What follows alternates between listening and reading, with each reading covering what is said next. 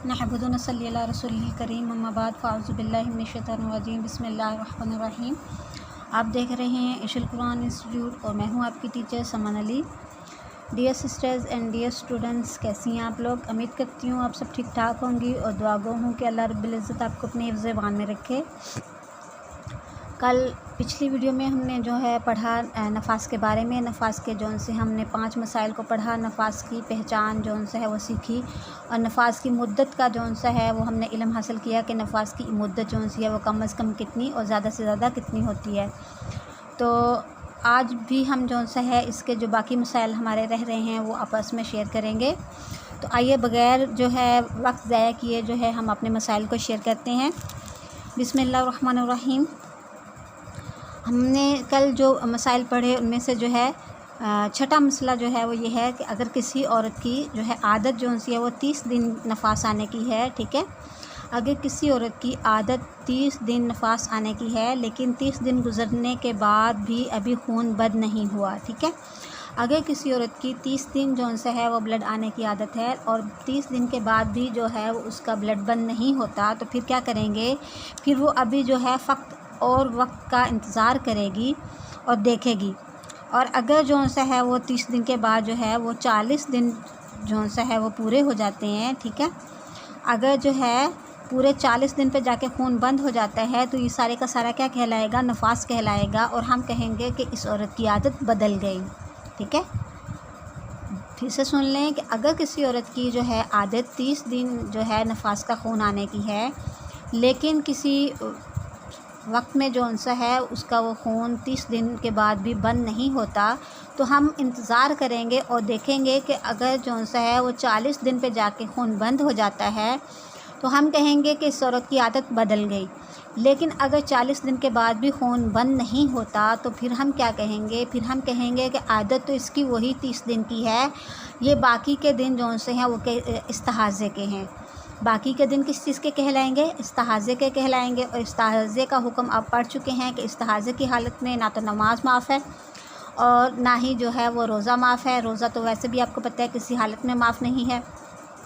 कुरान पाक की तिलावत भी जो है वो औरत करेगी और ज़िक्र अज़कार भी करेगी, यानी और शोहर से सोहबत भी उसके लिए जायज़ है, ठीक है। नेक्स्ट जौन सा है आज हमारा मसला नेक्स्ट का जौन सा है वो कौन सा है कि वो 7वां हमारा मसला है कि अगर 40 दिन से पहले खून नफास बंद हो जाए, ठीक है, तो फ़ौरन क्या करे? गुस्ल करके नमाज़ पढ़ना शुरू करे। और अगर गुस्ल नुकसान करे 40 दिन पे जौन सा है अगर पूरे 40 दिन पे खून बंद हो जाता है तो फिर क्या करेगा? फिर वो औरत क्या करेगी कि फ़ौरन से जौन सा गुस्ल करके नमाज़ शुरू करेगी। अगर बिलफ़र्ज़ पानी उसको नुकसान देता है, गुस्ल करना नुकसान देता है, तो फिर क्या करेगी? वो तयम्मुम करके नमाज़ शुरू करेगी और हरगिज़ जौन सा नमाज क़ज़ा नहीं होने देगी, ठीक है। यानी कि हरगिज़ वो नमाज क़ज़ा ना होने दे। और हमारा 8वां मसला ये है कि नफास में बिल्कुल भी नमाज माफ़ नहीं है, ठीक है। और नफास की हालत में जौन सा है वो उसी तरीके से नमाज माफ़ है जैसे जो है हैज़ में माफ़ है, पीरियड्स के दिनों में माफ़ है, बट रोज़ा माफ़ नहीं है। जैसे कि हैज़ के दिनों में भी जौन सा है रोज़ा हम वैसे तो छोड़ देते हैं लेकिन उसकी क़ज़ा करनी पड़ती है, क़ज़ा रखनी पड़ती है। इसी तरीके से हम नफास के दिनों में भी रोज़ा औरत वैसे तो छोड़ देगी लेकिन जौन सा है बाद में उसकी क़ज़ा रखेगी। और इसमें जौन सा है जैसे इस्तिहाज़े के वो हैज़ के मसाइल हमने पढ़े थे कि इसमें जौन सा है रोज़ा, नमाज और सोहबत के वही मसाइल हैं जैसे कि हैज़ के दिनों के हैं, ठीक है। और 9वां मसला हमारा क्या है? 9वां मसला हमारा ये है कि अगर 6 महीने के अंदर अंदर, ठीक है, 6 महीने के अंदर अंदर आगे पीछे 2 बच्चे जौन से हैं वो डिलीवर होते हैं तो नफास की मुद्दत पहले बच्चे से ली जाएगी। अगर किसी औरत के ट्विंस हैं और वो ट्विंस बच्चे जौन से हैं 6 महीने की मुद्दत के अंदर अंदर जौन से है वो आगे पीछे जौन सा है वो डिलीवर होते हैं तो नफास की जो मुद्दत की तयन की जाएगी, नफास का जो वक्त तयन किया जाएगा वो क्या? पहले बच्चे से तयन किया जाएगा। उस मुद्दत का तयन पहले बच्चे की डिलीवरी के वक्त से शुरू होगा। और अगर दूसरा बच्चा 10-20 दिन या 2-1 महीने के बाद हुआ तो दूसरे बच्चे से नफास का हिसाब ना करेंगे, ठीक है। फिर से दोबारा से इस मसले को समझ लें, सुन लें कि अगर बिलफ़र्ज़ किसी खातून के, किसी औरत के 2 बच्चे जो हैं वो आगे पीछे डिलीवर होते हैं, ठीक है, اور تو کیا کہیں گے ہم پہلے بچے کی ڈلیوری کے وقت سے اس وقت سے جو بلڈ ہوگا اس وقت سے ہم نفاس کا وقت مقرر کریں گے، نفاس کا تعین کریں گے۔ اور اگر جو ہے دوسرا بچہ 10 دن کے بعد، 20 دن کے بعد یا 1 مہینے کے بعد جا کر ڈلیور ہوتا ہے تو ہم دوسرے بچے سے نفاس کا حساب نہیں رکھیں گے، پہلے بچے سے نفاس کا جو وقت جو ہے وہ سٹارٹ کیا جائے گا۔ نفاس کے دن جو ہے وہ پہلے بچے کے ڈلیوری کے وقت سے سٹارٹ ہو جائیں گے، ٹھیک ہے۔ دوبارہ سے ہم ان مسائل کی آپس میں تکرار کر لیتے ہیں۔ ہم نے چھٹا مسئلہ جو پڑھا، وہ چھٹا مسئلہ ہم نے یہ پڑھا تھا کہ کسی عورت کی عادت 30 دن نفاس آنے کی ہے، تو ٹھیک ہے۔ اب اگر 30 دن گزرنے کے بعد بھی جو ہے وہ بلڈ بند نہیں ہوتا تو پھر کیا کریں گی؟ وہ عورت انتظار کرے گی اور دیکھے گی۔ اگر تو پورے 40 دن پہ جا کے خون بند ہو جاتا ہے تو ہم یہ تعین کریں گے، ہم یہ کہیں گے کہ اس عورت کی عادت بدل گئی، ٹھیک ہے۔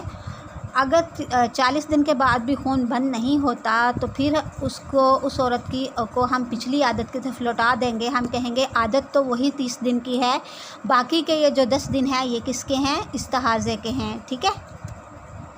پھر سے سن لیں، اگر کسی عورت کی عادت جو ہے وہ 30 دن کی ہے، نفاس کا خون اس کو 30 دن آتا ہے، لیکن کسی وقت میں یا کسی سال جو ہے وہ 30 دنوں کے بعد اس کا خون بند نہیں ہوا، تو وہ دیکھیں گے کہ اگر 40 دن پہ جا کے بند ہوتا ہے تو پھر تو ہم کہیں گے کہ اس کی عادت بدل گئی ہے، یعنی کہ اب یہ 40 دن کا وہ نفاس کے دن کہلائیں گے، اور 40 دن کے بعد جا کے وہ غسل کرے گی اور نماز پڑھے گی۔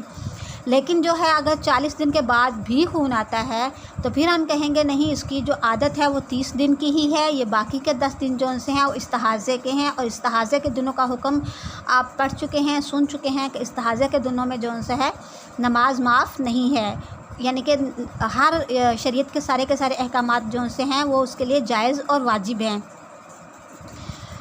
ہم نے 8واں مسئلہ یہ پڑھا کہ نفاس میں نماز بالکل معاف ہے، اسی طریقے سے جیسے حیض کے دنوں میں معاف ہے، لیکن روزہ معاف نہیں ہے، بالکل اسی طریقے سے جیسے کہ حیض کے دنوں میں روزہ معاف نہیں ہے، بعد میں قضا رکھنی پڑتی ہے۔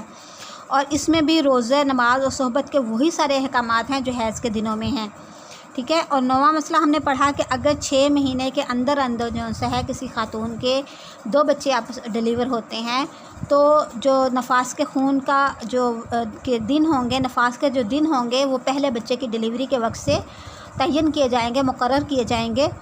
اور اگر دوسرا بچہ ہے وہ 10 دن، 20 دن یا 1 مہینے کے بعد بھی جا کے ڈلیور ہوتا ہے، تب بھی ہے اس کے نفاس کے دن پہلے بچے کی ڈلیوری کے وقت سے شروع ہو جائیں گے، اور دوسرے بچے کی ڈلیوری کے بعد ہم اس کے وقت کو تعین نہیں کریں گے، حساب نہیں کریں گے۔